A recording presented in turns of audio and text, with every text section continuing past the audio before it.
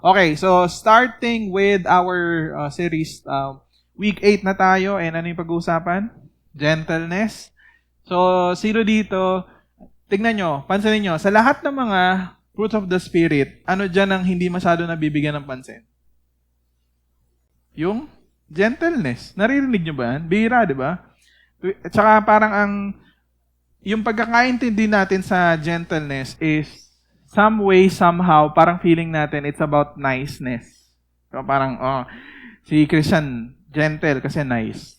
Pero, there is a big difference between the two. So, lahat ng yan, ang pinaka-neglected sa lahat ng yan is yung gentleness. Kasi bihira siyang nagagamit. But for this time, ayan ang bibigyan natin ng emphasis. Sorry, mali. Week 5 hindi week 5. Week 8 na tayo ng gentleness. Dito, but the fruit of the Spirit is love, joy, peace, patience, kindness, goodness, faithfulness, gentleness, and self-control. Against such things, there is no law. Galatians 5:22-23. So, ang thesis pa rin natin is that lahat ng mga sumunod dun sa love, kumbaga, yung love is the main fruit, tapos ang bunga niya as yung mga sumusunod. Kumbaga, kung may joy ka pero walang love, if meron kang peace tapos walang love, lahat yon counterfeit. Same thing for all other fruits there. So, ang pinaka-baseline palagi niyan is yung love. Dahil ayun yung unang-unang fruit ng Spirit. Okay? Kaya sinasabi din ni Paul sa mga sa Corinthians, sinabi niya na even if you burn your body to the flames, pero kung walang pag-ibig doon, walang kwenta yun. Those are garbage. Kasi nga, walang pag-ibig. Kasi lahat ng bagay, pwede natin gawin ng walang pag-ibig. Tayo, and then we read this. And then we pray. 1, 2, 3, go. Come to me, all who labor and are heavy laden, and I will give you rest. Take my yoke upon you, and learn from me, for I am gentle and lowly in heart, and you will find rest for your soul. Okay, let's pray. Lord, maraming pong salamat, Panginoon, for giving us this time, Lord. This opportunity to hear your word, Panginoon. Continue to touch our hearts, touch our minds, Panginoon. Baguhin mo yung aming mga puso at isipan. Patuloy nga, Panginoon, na turuan mo kami na magmahal, Lord, by listening well, and sa aming lahat na nandito, Panginoon, I pray, God, that maibigay namin yung undivided attention namin sa iyo, Lord, as the speaker speaks your word, Panginoon, and forgive the one who teaches, Panginoon, because you know my sins are many, Panginoon, and I'm not worthy to be here, but by your grace, Panginoon, speak to your people, makita nila kung sino ka, makita nila yung beauty mo, Panginoon, at ibalik mong lahat ng aming mga mata, pabalik sa beauty ng aming Savior na si Jesus. We bless you, we honor you in Jesus' name. Amen. Sabihin mo sa katabi mo, I'm glad you're here. Okay. Okay. Sige, upo. Ayan. So, this is where we are going to dwell. So, talk about gentleness. Ayan. So, sabihin mo sa katabi mo, galit ka ba? Ayan. So, di ba? Parang pag tinignan mo, galit agad eh. Ayan. So, ang thesis ko ngayon is that we live in an angry world. So, parang everyone is outraged. Kahit saan kayo pumunta, whether in social media, sa school, sa mga friends nyo, parang, and madalas pansinin nyo yung mga grupo nabubuo sila because of hate. Di ba? Parang ang daming mga nagbubuo ng grupo, pero nabuo yung grupo na yun because of hatred. And sabi nung isa kong nakabasa, sabi niya, social media made all the way too comfortable with disrespecting people and not getting punched in the face for it. 'Di ba? Ang tapang natin sa social media dahil hindi tayo pwedeng sapakin nung sinabihan natin ng hindi maganda.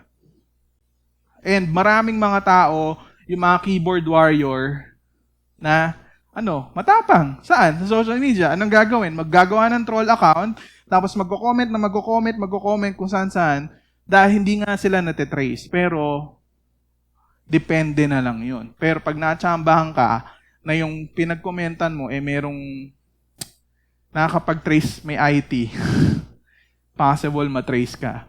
So, ayan. So, sabi ni Mike Tyson, mayabang tayo kasi Pag social media, hindi ka naman pwedeng sapakin or sampalin nung katabi mo or nung someone na binigyan mo ng hindi magandang comment. And parang ano yan, di ba ang daling mag-disrespect sa social media? Maraming nasirang relasyon dahil saan? Social media. Lenny Bongbong, di ba? Boy, ang daming nasirang pamilya, ang daming nasirang magkakaibigan, ang daming mga nasirang kung ano-ano. Dahil lang doon, di ba? Eto, makinig. Pag nakita niyo yung mukha, di ba nagagalit ka na? Wala pang ginagawa.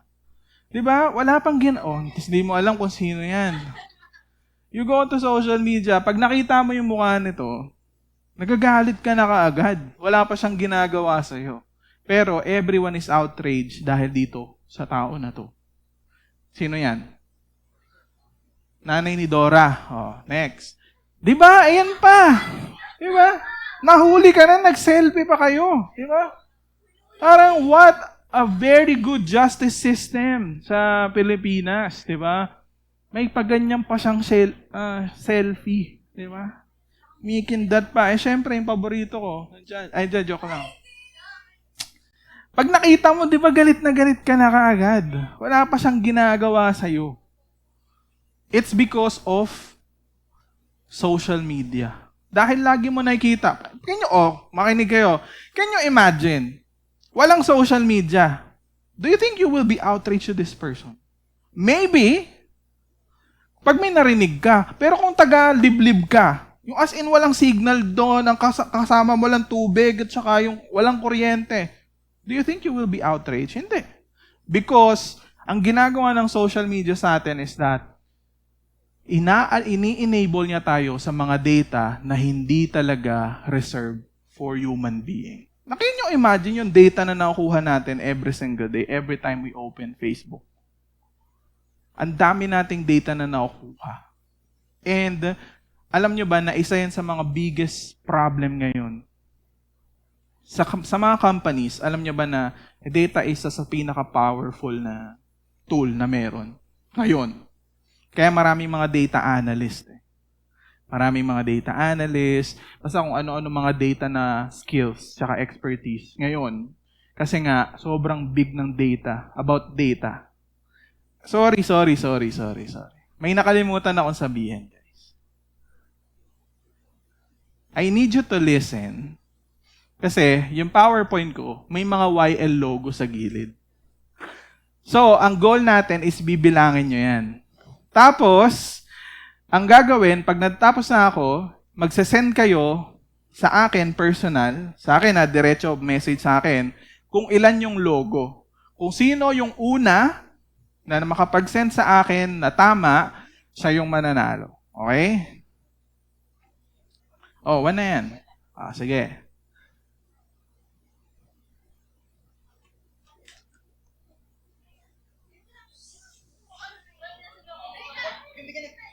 Makinig. Tignan nyo na habang nililipat ko.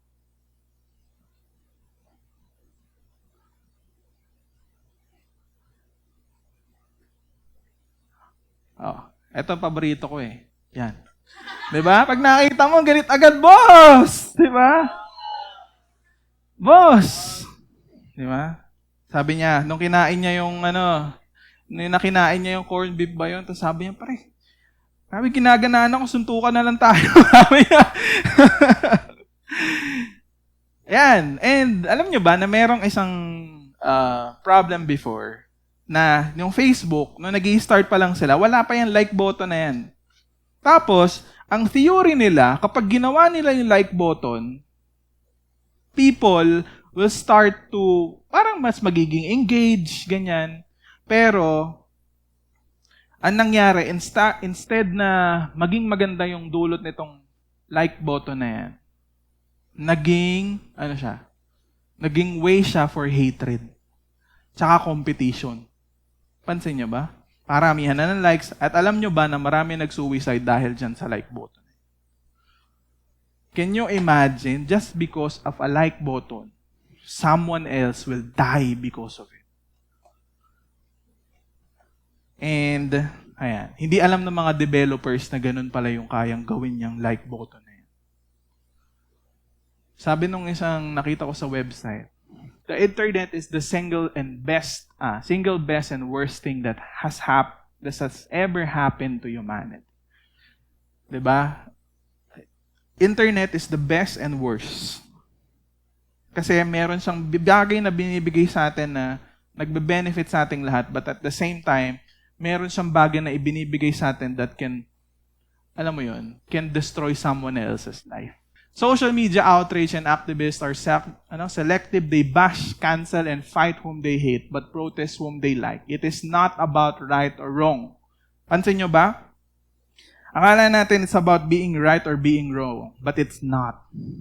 We just want to attack people, whether we are wrong or right. Di ba pagka Counter-Strike, wala ka naman pakialam kung napatay mo siya o hindi. Ang mahalaga, madurog mo yung feelings niya. Na pag uwi niya, kahit talo ka, panalo ka pa rin dahil iyak yung kaaway mo. It's the same way with social media. We don't care. We just want to bash and cancel people. And, sabi dyan, who is in pain, what the law says or what really happened, they don't care about facts. Diba? Ang daming fake news. Basta malaga, nakita mo yon, pinost ng isang tao, shinare mo, ayun na yung tama. Wala na, pinanindigan mo na eh. Bakit? Wala, nagkamali ka eh. Papanindigan mo na lang. Pero, you don't care kung meron ba masasaktan o hindi. Kasi, ang gusto lang nila ay they only push their own agenda. They want to be famous. Pero, they don't care. Wala kaming pakialam sa nararamdaman mo. We live in an angry world. Hindi na natin alam what gentleness is and how important kahinahuhan is for our society. Then, papatay nga yung ilaw. Ayan. Words are powerful. Sa social media, ano yung pinaka-main tool na ginagamit? Words. In our relationship with other people, what's the most powerful thing? Words. And, sinabi din ng Bible na, sinabi ng isang quote, di ko alam kung narinig nyo na yan, pero sabi niya, sticks and stones may break my bones, but words can never hurt me. That is wrong. Why? Paluin mo na lang ako kaysa sabihan mo ko na hindi magandang salita. Okay? And, ayan ang isa sa mga lie. Sabi ng Proverbs, the tongue can bring death or life. Those who love to talk will reap the consequences. Whom do you hate the most? Sa school? Yung madaldal. They talk a lot and at the same time, they hurt a lot of people because of their many words. Isa sa mga bagay na natututunan ko habang tumatanda ako, madaldal ako. Si Maris, wala yan. Mahina yan. Parang ano lang yan. Yung daldal moments niya, wala pa yan. As in, tsaka yung mga words na sinasabi niya, wala yun sa words na sinasabi ko. As in, every word may mura ako. Ang joke ko, mura. Or, lalaitin ko yung buong personality mo, mula pamilya mo, hanggang kamag-anak mo, basta kilala ko. Ganong katindi. Tapos, pag nag-away tayo, rinig ako hindi lang ako rinig ng buong bahay, rinig ako even sa kapitbahay. Ganong katindi. Pag nagalit ako, as in, all out, outrage, over the top, kahit sino ka, nanay kita, tatay kita. I still remember nung sinigawan ko yung nanay ko, nasampal talaga ako. Bang! Nagising ako ng very light. Pero sa harap kasi ng mga tropa ko eh. Wala lang. Tapos isang beses yung tatay ko naman. Talagang lumipad yung mukha ko talaga lumipad eh. Ano niya eh, kamay. Hindi ko makakalimutan yun. As in, na-traumatize ako doon. Pero, ayan yung isa sa mga bagay na napansin ko habang tumatanda. Parang, mas tinasanay ko yung sarili ko na makinig kaysa magsalita. I don't know about you, but I like those people who love to listen than to talk. And they are more attractive to me than those people na, diba, salita ng salita. But, syempre, wala, preacher eh, kailangan magsalita. But most of the time, I just want to listen to him. Sabi niya, those who keep on talking will reap the consequences of it. And alam naman natin, di ba, na words can, one, shape who you are. Pansinin nyo, merong bagay na sinabi sa inyo from the past that you still remember up until now, and that shapes you.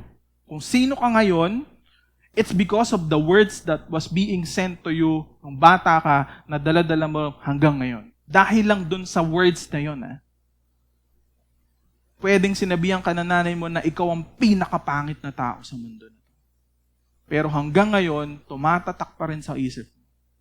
Ikaw ang pinakatamad, ikaw ang pinakawalang kwenta. You still remember those. And it still stings. As in, hanggang ngayon natotraumatize ka pa rin dahil dun sa mga words na sinabi sa'yo. And it shapes who you are. Wala pala akong kwenta, I'll do it. Wala talaga akong kwenta.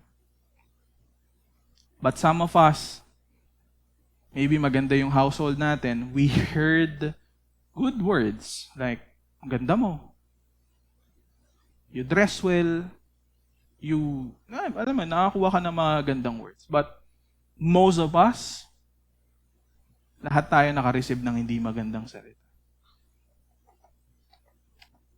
And I still remember nung kabataan ko, kasi mahirap kami. Parang laging sinasabi ng mga tropa ko sa amin na, sa Raymart, wala naman pang mahirap lang yan. Yung alam mo yung mga simpleng ganun, tas di ko alam, kakasabi nila sa akin ng ganun. Parang, na ako. Yung pagkakain ako ng Jollibee, alam mo yun, parang ayaw mo ipakita, ayaw mong kainin yung buto kasi ayaw mo makita ng mga tao na, mahirap. Kasi kinakain yung buto, talagang kamay talaga. Parang ayaw bigyan yung aso Yung mga ganun, naaalala ko pa yung mga moments na sobrang nahihiya ako sa mga tao kasi parang feeling ko wala akong kayang yung ibigay sa kanila. It's because of the words na sinabi sa akin nung kabataan ko na tumatak sa akin. Pero I'm grateful to God kasi ngayon, wala na akong pake. Parang I can eat Jollibee in your face. Kahit yung gitna ng buto, kakainin ko. Pero, sobrang traumatized ako nun kasi parang wala akong confidence. Naalala ko pa dati, bibili lang sa Jollibee, di ko magawa. Kasi nga natatakot ako. Baka hindi ko babayaran yung presyo or something like that. Pero now, unti-unti, I was able to Pero, meron pa rin. Yung mga bagay na sinabi sa akin, still, tumatatak pa rin siya. At ito pa, bring someone to a mental hospital their whole life. Just because of a single word na sinabi mo sa ibang tao. You can bring someone. Or you can bring someone to death. Dahil lang sa isang bagay na sinabi mo na tumatak sa puso nila. Ganyan ka-importante yan. It can either make you or break you. May mga words na maganda yung naging kinilabasan sa atin, pero may mga words din that breaks us. At sobrang powerful ng words. Especially kapag yung words na yun nanggaling siya dun sa isang tao na hinahangaan mo. 'Di ba? Yung mga friends mo, okay lang yan. Pero yung crush mo, sinabihan ka, pangit mo kaya hindi kita gusto. Ang sakit, di ba? Buti nga nung yung may nag-reject sa akin nung second year high school ako, hindi ganun yung sinabi kasi Christian yun, boss Pero kung hindi siguro Christian yun, tapos sinabihan ako, alam mo Raymart, walang magmamahal sa'yo kahit isa. Paano kung ganun yung sinabi niya sa akin? Baka wala akong girlfriend hanggang ngayon. Kasi natakot ako Kaya mag-ingat kayo mga girls sa mga words na sinasabi niyo sa mga manlilikaw. And also sa mga boys, pag na-hurt, na-hurt kayo, babawi ka di ba? Go din! Kala mo, ganda mo. Ba, gaganunin ka pa Talagang makabawi lang Pangit ka rin, kala mo, baho nga ng kiliki. Gaganunin mo pa di ba? Makabawi. Di ba ganun yung mga boys, pag nasabihan nyo, nasaktan? Babawi talaga kahit anong masabi na sa bibig nila, para lang talagang bumagsak yung babae na gusto nila Pero, we need to be careful with the things that we said sa ibang tao. What gentleness is not. Ano ba yung gentle? Ibig sabihin yan, what gentleness is not. Ano yung hindi gentleness? Ayan, sabi, nakuha ko lang din yan dun sa isang website. Sabi niya, gentleness is not condescension. Gentleness is not passive aggression. Gentleness is not codependence. And gentleness is not dishonesty. Gentleness is not weakness. Kasi when we say gentleness, humility, gentleness, di ba? Pag narinig mo yun, parang it's weakness. Pero, hindi yun. Sabi nung isa, gentleness is not condescension. Eto, naririnig nyo to sa mga tao. Alam mo, darating din yung araw na maintindihan na mali ka. Tama ako. For sure, at that time, magpapasalamat ka din sa akin. Wow! Diba? Parang, okay. Parang gentle way kung paano niya sinabi sa'yo. Pero, condescending yun. Parang sinasabi niya, wala akong pakialam sa feelings mo, mali ka. Tama ako. Magpapasalamat ka rin sa akin in the near future dahil sinabi ko yun sa'yo. What? Alam mo, minsan di natin iniisip yung sinasabi ng ibang tao, pero hindi natin alam. Condescending na pala yung ginagawa nila. And sometimes, ini-invalidate nila yung feelings natin through the words. Pagka kasi minsan, di ba, sinabihan ka in a gentle way. Tapos, gumamit siya ng mga words na yung hindi masyadong harsh. Hindi mo na napapansin na there is something wrong with those words na sinabi niya. Hindi mo alam, condescending na pala yan. What you're really doing is invalidating his or her feelings while establishing your own superiority. Para lang ma-build mo dun sa tao na yon na I'm better than you. Pero, ang ginawa mo, in a mahinahon way. Pero hindi gentleness ang tawag dun. Ito, lagi niyong ginagawa to. Gentleness is not passive aggression. Sabi dyan, I will ignore him all day. Sabi niya, so he knows, I am angry or I am mad. Tapos yung sabi ng lalaki, what a quiet day. Ang ginagawa ng mga girls, hindi na, tatahimik. Di ba nag-away? Tapos, sabi niya, para wala na lang gulo. Hindi na lang ako nagsasalita. I will be quiet the whole day. Yung lalaki, saya-saya. Hindi na alam, wala pa kayong lalaki. Pero, it's not gentleness, girls. Just an FYI. Pagka tumahimik kayo. Why? No, you're not screaming or yelling. You're not being overly aggressive, but you're not being gentle either. You're manipulating. Hindi ako magsasalita the whole day para maramdaman niya yung naramdaman ko dahil dun sa ginawa niya. Buisit siya. Pero sinasabi mo, ako pa rin ang tama kasi hindi ako nag-yell, hindi ako nag-scream, tumahimik lang ako, pero ikaw daldal ka ng daldal. Anong ginagawa mo? You're still want to be superior to that person.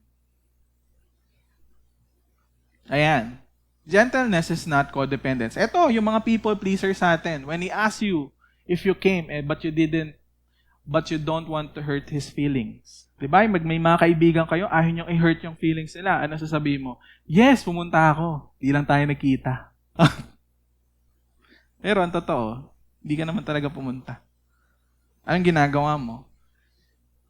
In a codependent relation, you need approval, acceptance from other people at all costs. Because of this need, you refuse to rock the boat. Ibig sabihin, ayaw mo magkaroon ng tension dun sa relationship. You're a peacemaker. You let things slide. Okay lang yun. You'll do anything to keep the relationship intact even when it's unhealthy. Again, this gentleness is enabling. Ibig sabihin ng enabling, nagtotolerate. Or ini-enable mo yung ibang tao na sabihin na okay lang, parang in order for you to keep the relationship, hindi ka na magsasalita. Or magsisinungaling ka. Which is some way, somehow, connected dito sa dulo. Sabi niya, gentleness is not dishonesty. May mga bagay ako na hindi sasabihin para hindi makita yung lawak ng kamalian na nagawa ko at iba ang masisi. Diba ganun tayo? Pag meron tayong maling ginawa, mag-iisip tayo ng mga bagay na pwede nating tanggalin doon sa storya para hindi nila makita yung bigger, yung buong picture na nangyari.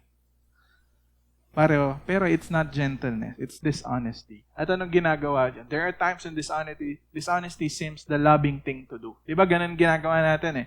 However, we pointed out that gentleness guides how we communicate truth, whether or not we disclose it. Kasi di ba minsan pag ayaw natin ma-hurt yung feelings ng iba, di na lang natin sinasabi yung totoo. Kaya nga di ba may mga memes na lumalabas, paano mo sasabihin sa katabi mo na babaho hininga niya? Bigyan ko ng toothbrush? Regaluhan ko kaya ng deodorant? Di ba ang hirap eh? Pag mabaho pa, bigyan mo milko? Di ba? O kaya, di ba? Pag kinaiinisan mo na, pag ayaw mo siya makita, bigyan mo ng 3D glass. Di mo alam paano mo sasabihin para hindi ma-hurt yung feelings nila. Pero, it's not gentleness. It's dishonesty. And, hindi ka nakakatulong dun sa tao. Kasi, kailangan niya malaman yun eh. Pero ang ginagawa natin, ayoko ma-hurt yung feelings niya eh. Di ba ginagawa niya sa kaibigan niya? Pag ginagawa niya yun, ibig sabihin, hindi ka tunay na kaibigan. At you don't care. Ulitin ko, hindi ka tunay na kaibigan and you really don't care. You only care about yourself. You are selfish. Sakit, no? Pero, ayun kasi yung totoo eh. At kapag winidhold mo yung totoo, you're not being gentle. Or hindi ka nagiging tunay na kaibigan dun sa kaibigan mo na yun. Whoever that kaibigan is. Sabi nga, we really need Nathan in our lives. Na magsasabi sa atin kung ano ba yung mali na nating ginagawa. What is real gentleness? Sabi mo sa tabi mo, gentleness. Sabi dito, sa nakita ko dun sa Google, sensitivity of disposition and kindness of behavior founded on strength. So, ibig sabihin, gentleness is not weakness because it is founded in strength and prompted by love. There is strength and at the same time, there is love. Nakita niyo yan? Dalawa yan, yung behavior na yan. Sa Tagalog, ang pagiging sensitibo ng karakter at kabaitan ng pag-uugali na itinatag sa lakas at tinutulak ng pagmamahal. Ay, mas lalo yung hindi naintindihan. Okay lang yan. Sabi ng Bible, ito, medyo controversial to, makinig kayo sa akin. I don't want you to miss this. Sabi ng Bible, be angry and do not sin, do not let the sun go down on your anger. This is a command. Kino-command ng Bible na magalit tayo. Pero sinasabi din ng Bible dyan na do not sin and do not let the sun go down on your anger. Sabi mo sa katabi mo, magalit ka. Magalit ka. Magalit ka sa amin. Ay, iba pala yun. Ephesians 4:25.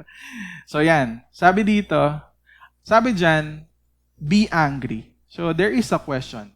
Do we really need to be angry? Okay, why is it important to be angry? Do you know why? Okay, una. Do you know why medicines are made and almost lahat ng bata wants to be a doctor? What's the reason? Number 2, bakit wala ng slaves sa panahon natin? Alam nyo ba that slaves are rampant before? Pero ngayon nawala na yung slave trades. Alam nyo ba na dati mas mababa ang tingin ng mga tao sa mga babae kaysa sa mga lalaki? Pero ngayon hindi na. But it's also something that society affirms na mas mataas sa mga lalaki sa babae before. Pero ngayon hindi na. Alam nyo ba kung bakit? Number 3, hindi na tayo nasakop na ibang bansa. Bakit hindi tayo nasakop na ibang bansa? Maraming schools na ang naitatag. Sa tingin nyo bakit? Maraming sabyusalan. Dumaming sabyusalan, di ba? Kung saan-saan. Pero you know why? Bakit nangyayari yan? Bakit nag-rip tayo ng magandang fruits ngayon? Dahil maraming mga tao yung gumawa ng medicine, maraming mga naging doktor, wala nang slaves ngayon sa panahon natin. Hindi na mababa ang tingin ng society sa mga babae. You know why? It's because meron isang tao na nagalit at nagbunga ito ng malaking change para sa lahat. 'Di ba? Pansinin nyo, isa sa mga very impactful na nangyari sa history natin is because someone is angry about something. At dahil dun sa anger niya, nagdulot yun ng magandang fruit sa atin ngayon. Kaya wala ng slave, kaya hindi na mababa ang tingin ng mga tao sa mga babae. Nagkaroon na ng schools, nagkaroon na ng medicine, marami nang gustong maging doktor. Nahanda nilang ialay yung buhay nila because someone is angry about something. Si Mother Teresa, bakit siya naging gano'n? It's because of anger as well. Bakit may youth life? It's because some way, somehow, I became angry on something. Kung mapapansin nyo, sometimes I'm so passionate preaching here because I am angry on something. Alam nyo kung bakit kami gumagawa ng mga programa at kung ano-ano dito sa Youth Life, it's because we are angry about something.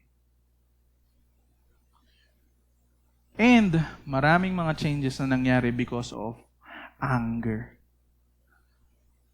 Pero, ang tingin lang ng mundo, yung pagiging magagalitin is a negative thing. Pero pag tinignan mo, on a broader picture, maraming mga naging magandang result ang pagiging. Dahil may nagalit. Two kinds of anger.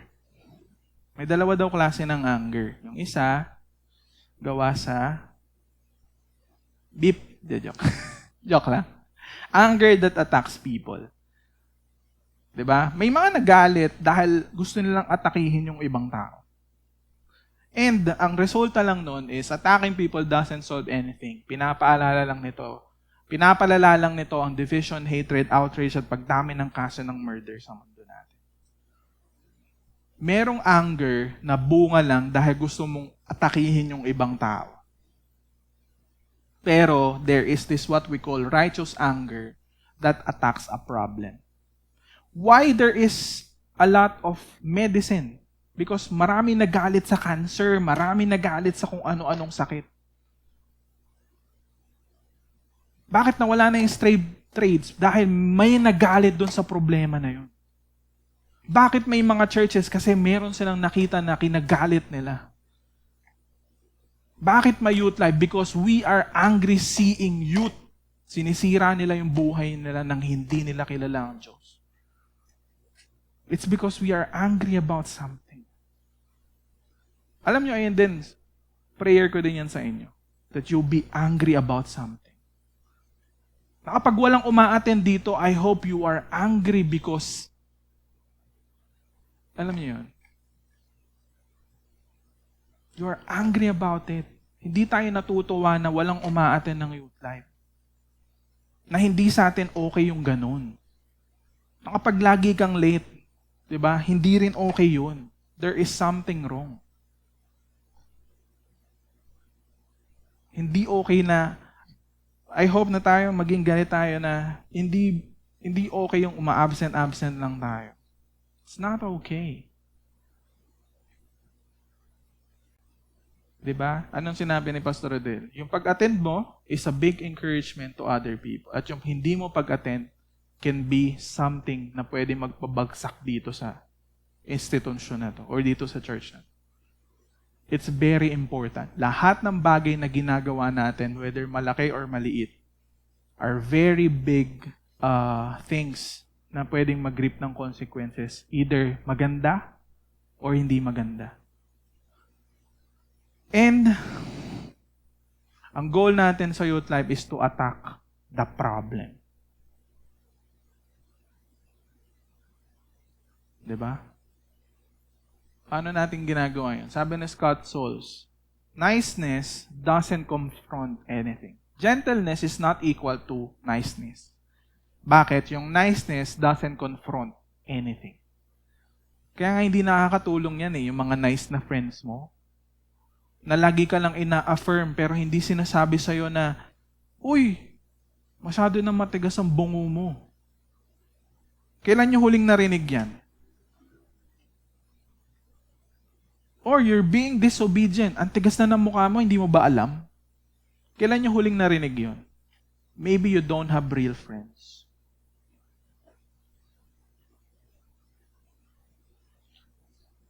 And sabi niya, you don't need nice friends. You need gentle friends. And sabi niya, he said, gentleness does confront. We confront. When there is something wrong, we confront. When there is something wrong with me, you confront me. Because in order to love what is good, you also got to hate what is evil. Alam niyo naman yan, di ba? Nalulungkot kayo pag merong mga bagay na sa tingin niyo na dapat hindi ayun yung nangyayari. Pero anong ginagawa natin? Oh, hindi. Okay lang yun. Kasi wala tayong pake. At kapag lagi niyong pinapakain yung ganong attitude, it becomes big to you. Nagiging normal na siya sa'yo. Alam niyo ba kung bakit bakit kayo nalulungkot? Kapag kukunti tayo dito, alam niyo kung bakit? Dahil hindi normal sa atin yung ganun. Isa yan sa mga gift ng Diyos sa atin. Kapag mayroon tayo, kuwari, nakikita natin youth life, wala masyadong umaatin. Kaya tayo nalulungkot kasi gift ni Lord sa atin yun to see that there is something wrong. Hindi yun para pakainin. It's for you to do something about it. Kaya yung mga leaders nyo, tayo, lahat dito, we do something about it. We create programs, nagpapakain tayo because we want to do something about it.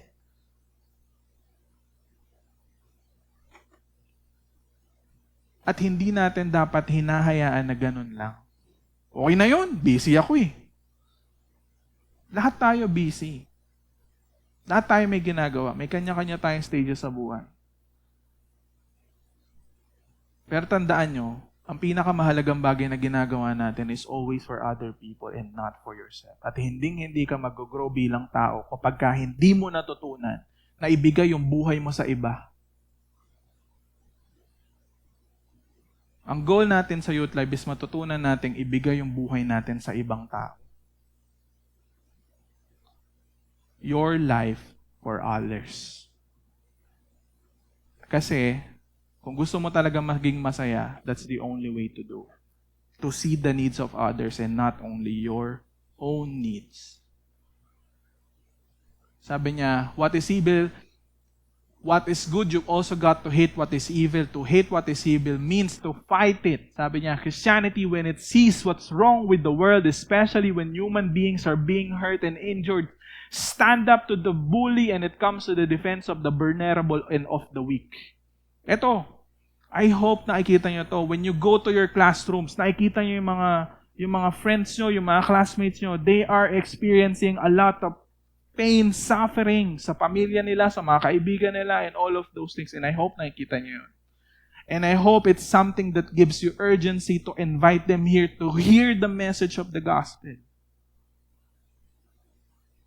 Dahil kailangan nila yun. Dahil wala silang matakbuhan kundi sarili lang nila dahil hindi nila kilala ang Diyos. Pero tayo, we know the God. The God who died for us. Pero sila, alam ba nila? Alam nyo ba na marami kayong mga kaklase na on their verge of suicide dahil walang tao na nagsabi sa kanila na may nagmamahal sa kanila? At trabaho natin yun.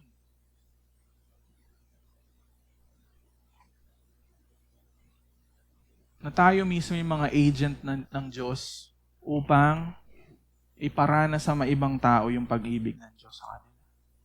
Gentleness enters in when there's pain, and justice, injury, unfair treatment, or bullying. Nakikita niya, di ba, pag may binubully sa classroom nyo, you're angry! Pero anong ginagawa mo? Wala. Kasi takot. Pero when you are angry, it's because gift ni Lord yun. To fight against it. At hindi inormalize yung mga bagay na alam natin na mali.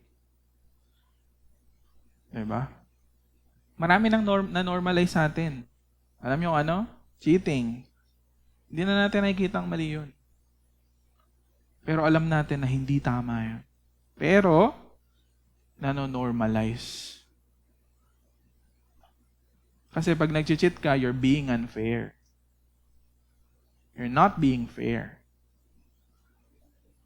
At kapag nag-cheat ka, tapos nagpapakopya yung mga tropa mo, ibig sabihin lang nun, wala din silang paki sa'yo. Alam nyo ba, sa tingin nyo ba tinutulungan nyo yung pinapakopya nyo? Hindi. Dahil lalo nyo nang pinapakain yung pagiging tamad nila. At i-reap nila yung consequences nun pagtanda nila dahil makakatapos sila ng college nang wala silang alam. Sa tingin mo, makakakuha ka ng trabaho kapag wala kang alam? No! Alam nyo, yung kasipagan, tsaka yung pagiging wise in terms of your time, hindi yan basta-basta dumadating sa'yo. Binibuild yan paunti-unti. Yung pagbibigay mo ng buhay sa ibang tao, binibuild yan paunti-unti. Hindi yan, decide na ako, ibibigay ko na yung buhay ngayong araw na to. Walang ganun. Yung pag-attend sa youth life, hindi rin yun instant na magde-decide na ako at no! It's not like that. You need to constantly decide for yourself. Yung pagiging hindi late, it's also a decision. Everyday decision yan. At kapag hindi natin yan sinimulan ngayon, hindi yan magsisimula at hindi natin mabibuild. And it's the same thing here. If we don't practice it at this moment, wala rin mangyayari sa atin. Dahil hindi yan instant. Sinisimulan yan habang bata ka para pagtanda mo, you know how to do it well. We are not nice people, but gentle people, and there is a big difference. We confront, we fight, we got angry. Saan? Sa tao? No, sa problem. Because there is problem and we want to find solution to that problem. Kaya wag natin ini-ignore yung feelings natin. Pero, syempre, we have a gentle Savior. How do we become gentle then? Diba? This is our message. Sinabi ni Jesus, "Come to me all who labor and heavy laden, and I will give you rest. Take my yoke upon you and learn from me, for I am gentle and lowly in heart, and you will find rest for your souls." So, sinasabi ni Jesus, I am your gentle Savior. Napansin nyo ba si Jesus sa New Testament? Paano siya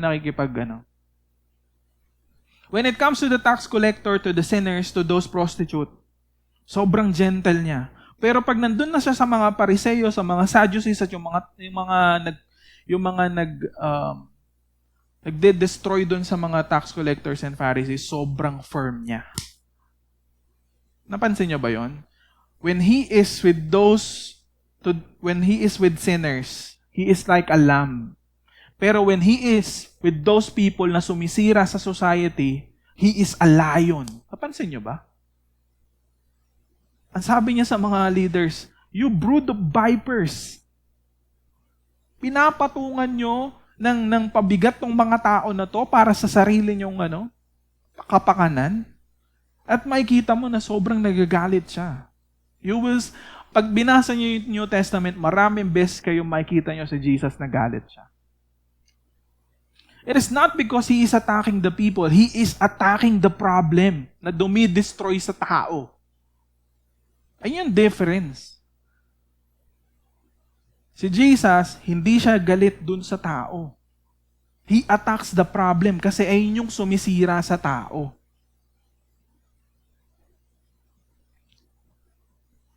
Sabi dito, Jesus Christ entered this angry world, a world na punong-puno ng suffering, pain, injustice, and death. Alam naman natin yan. Marami tayong mga bagay na hindi natin alam sa mundo na to.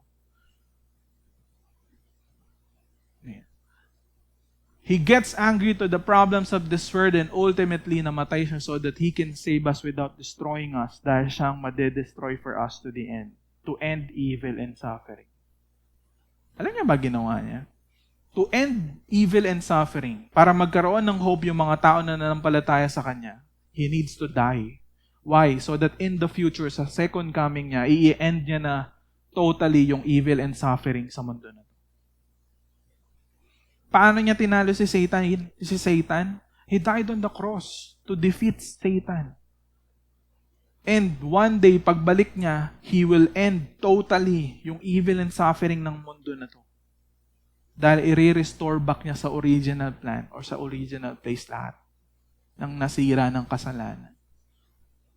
Pero, He is a lamb, but at the same time, He is alive. He is a lion to the problem, but He is a lamb to the people who needs Him. Jesus is gentle and lowly to you kapag nagkasala ka, kapag hindi ka sumunod sa Kanya, kapag mas minahal mo yung ibang tao at ibang bagay, kapag kinalimutan mo na siya, kapag masaya ka, kapag hindi ka lumalapit sa Kanya at sa ibang tao, bagay hayop ka mas sumalapit. Alam niyo ba na every time na ginagawa niya, He is gentle and lowly to you. And He wants you to come to Him for forgiveness, restoration, healing, comfort. Maaalala mo ulit na anak ka niya. Maaalala mo ulit na tatay mo siya. Every time you do those things. Any of those things. Every single day, kapag nagpo-fall tayo, nagkakasala tayo, we need to go back to Him. Bakit? The more na na-experience natin yung pagiging gentle niya and lowly niya sa atin, ano nangyayari sa atin? We start to become gentle as well to other people. Ang tanong ko sa inyo, how do we then become gentle? O ito, practical lessons. 1, kapag na-experience mo yung gentleness si Jesus, number 1, you don't need to attack the person but only the problems that destroys them. Marami tayong mga nakikitang problema ng mga kaibigan natin, ng pamilya natin, ng mga tao sa paligid natin. Ang goal natin ngayon is not to attack the person, but to attack the problem that destroys yung tao na yun.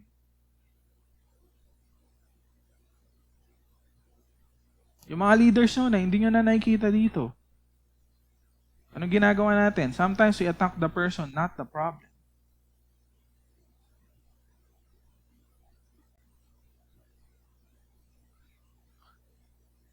Number 2, you will be brave to get feedback, especially kapag alam mong makakatulong ito sa ibang tao, even if ma-hurt mo yung feelings nila. Ito yung isa sa pinakamahalaga nating matutunan. Even if alam natin, ma-hurt natin feelings nila, we need to give a feedback. I need you to hear this, my friend, because I love you. Kailan nyo uling ginawa yan? Hindi nyo na maalala kasi never nyo ginawa. Pero alam nyo ba, that you can save a life when you do that for other people. Kuwari ako, Kuya, preach ka ng preach, di ka naman nagbabasa ng Bible.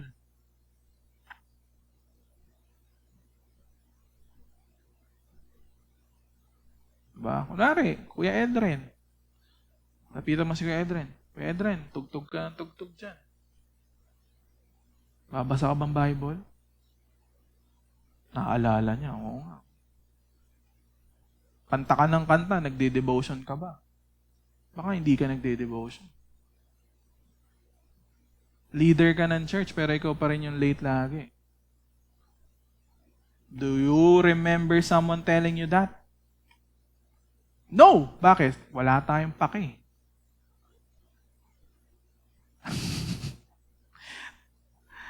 Nakakatawa sa atin. Akala natin, mahal natin yung isang tao dahil hindi natin sinabi yung mali nila. Pero ang totoo nun, dahil hindi mo sinabi, wala kang pake, hindi mo mahal yung tao na yun.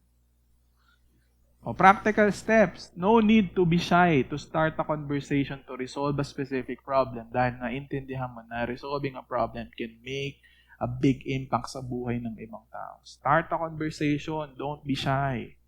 Don't be shy. Don't be shy. Kasi ganun tayo, di ba? Pag nag-away-away, wala na. Yung magkakalabitan na lang kayo, tapos hindi nyo na pag-uusapan kung ano yung nangyari. No. You need to start a conversation kapag merong mga naging conflict at kailangan ng resolution. Hindi yun yung, mo na yun, okay na yun. Hindi. Kailangan pag-usapan yun. And you need to do that. Para kanino? Para sa'yo? Hindi. Para sa kanila. Dahil, mahal mo sila eh.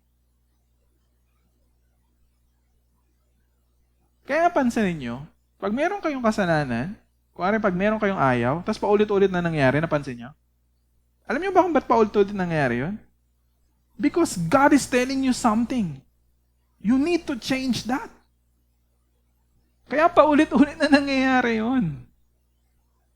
Kaya palagi kang upset, lagi kang disappointed, it's because paulit-ulit din sinasabi sa'yo ni Lord na kailangan mong tigilin yan. Kailangan mo mabago yung attitude na yan or else hindi ka mag-grow. Kaya may madalas na nangyayaring paulit-ulit na something sa buhay natin. Dahil inaalaw ni Lord yun. Na matrigger ka para magbago yung perspective mo. Magbago yung attitude mo towards a specific problem. You can be honest nang hindi natatakot ma-reject. Kasi ito yung kinakatakutan natin. You don't need to be, hindi mo kailangan matakot ma-reject. Bakit? You have been accepted by God. Hindi mo kailangan ng acceptance ng ibang tao. The God of the universe accept you in His Son. Sabi niya, hindi mo kailangan matakot ma-reject ng ibang tao kasi better to be loved on what is true than to be loved by a lie. Diba? Kasi ganun tayo eh. Okay na yun, basta alam nila na hindi masama ugali ko. Pero alam mo sa sarili mo, masama ugali mo. Tell them. Mali yung pagkakakilala nyo sa akin, ito yung tunay na ako. Masama talaga yung ugali. And I want you to know about it. Kasi ganun tayo, di ba? Especially pag may mga new friends. Saya-saya mo pa eh. Hindi mo talaga pinapakita yung kung sino ka eh. Pero anong nangyayari doon? That's a shallow relationship. Only when you allow them to see kung sino yung tunay na ikaw, saka lang magiging malalim yung relasyon. Kaya nga sa mag-asawa, wala na. Si AJ, alam niya na, nakita niya na yung buong universe. It's either tatakbo ka ba or lalapit ka pa rin. Alam niya kung gaano kasama ugali ko. Pero, tatakbo ka ba o tatanggapin mo yun? Only when you accept it, then the relationship will start to grow at magkaroon ng malalim na ugat. Walang relationship na lumalalim nang hindi nyo kilala yung isa't isa. Kaya be honest about who you are. Hindi mo kailangan mag-pretend. Number 5, no need to be defensive. Okay lang i-normalize ang pag-amin sa isang kamalian and it's not a sign of weakness. It's hard, di ba? Na aminin yung pagkakamali mo.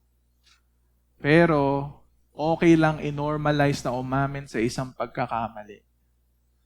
And it's not a sign of weakness, but it's actually a sign of strength. Bakit? It's hard na aminin kung ano yung pagkakamali mo. Right? Ang madaling gawin is ipagmayabang yung tama mong ginawa.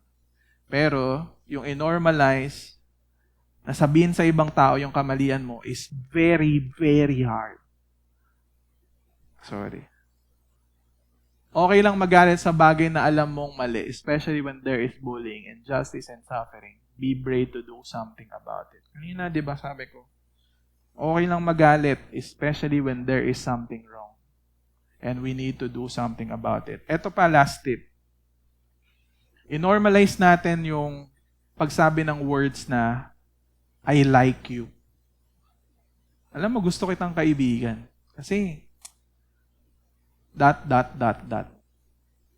Wag na yung I love you. Masyado ng gats-gas eh. We tell other people, alam mo, gusto kita.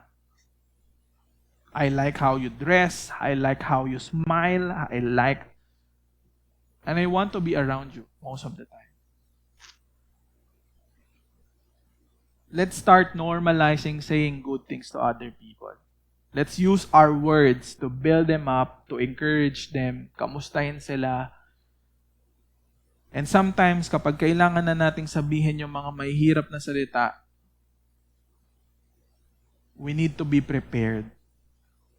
At humanap ng magandang timing to tell them kung ano yung mali. Why? Because they need it. Ano yun?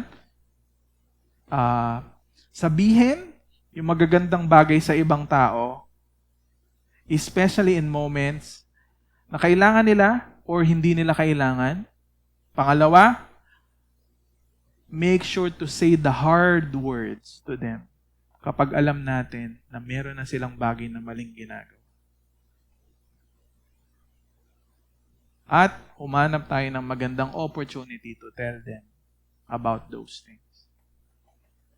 Why? Because we experience it first to the gentleness of our Savior. Amen? Bunga yon ng gentleness ni Jesus sa atin every time we fail, we sin, we fall back. Bunga yon ng pag-ibig niya sa atin nung namatay siya sa atin sa krus. Bunga yon ng pagpapatawad niya sa ating lahat nung panahon na hindi tayo karapat-dapat sa harap niya. At bunga yon ng pag-ibig na walang kahit sino sa atin ang deserving nun, pero ibinigay niya yun sa atin. Anyway. Let's stand and pray. Lord, marami pong salamat, Panginoon, for allowing us to see, Panginoon, that we need to be gentle, Panginoon. We need to be like a lion, Lord. To attack the problem, but at the same time, we need to be a lamb, Panginoon. Every time we need to care, to love other people, Panginoon. Enable us, Panginoon, na mahalin yung mga tao, Panginoon, but at the same time, magalit kami dun sa mga problema, Panginoon, na sumisira sa mga tao sa paligid namin, Panginoon. Lord, I pray, God, na pagka binibigyan mo kami ng mga opportunities, Panginoon, to be angry about something, Panginoon, to be angry about a specific problem, Panginoon, enable us to do something about it, Lord. I pray, God, na sa aming lahat na nandito, Panginoon, may you allow us, Lord, to experience, Panginoon, yung pag-ibig mo, Lord, so that we can be brave enough, Panginoon, to enter pain, to enter suffering, to enter the lives of other people, knowing full well, Panginoon, that we have a Savior who loves us, Panginoon, and who will never leave us nor forsake us, Lord, even in the midst of darkness, Panginoon, of this world. I pray, God, that no works of the enemy, Panginoon, will prevail in our lives, Panginoon, because we have a victorious Savior in Jesus. And sa aming lahat na nandito, Panginoon, enable us, Panginoon. Enable us, Panginoon, to have courage, but at the same time, Lord, enable us to have gentleness spirit, Panginoon, every time we deal a specific problem or every time we deal a person, Panginoon. Enable us, Panginoon, to experience your love, Panginoon, each and every day of our lives. And continue, Lord, give us the eagerness to know you. Give us the eagerness, Panginoon, to give ourselves to other people, Panginoon. Give us the eagerness, Panginoon, na ibigay na mas unahin namin yung ibang tao more than our own needs, Panginoon. Because, Lord, every time we see the needs of other people, that's how we grow. That's how we start, Panginoon, na mabago yung mga buhay namin, Panginoon. Because, Lord, that's the same way kung paano mo ginagawa sa amin, Panginoon. You always look for our needs, Panginoon. And you always take care of those, Panginoon, so that, Lord, makita naman namin yung needs ng other people na nasa paligid namin. Maraming pong salamat. We bless you. We honor you. In Jesus' name we pray. Amen. Time's up.